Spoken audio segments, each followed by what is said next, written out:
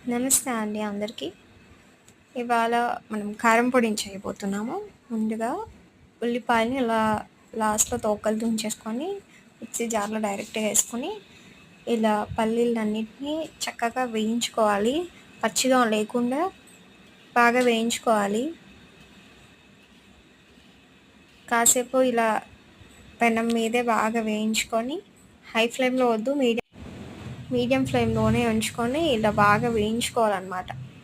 ఇలా బాగా వేయించుకున్న తర్వాత చక్కగా మిక్సీ జార్లోకి వీటిని ట్రాన్స్ఫర్ చేసుకోండి.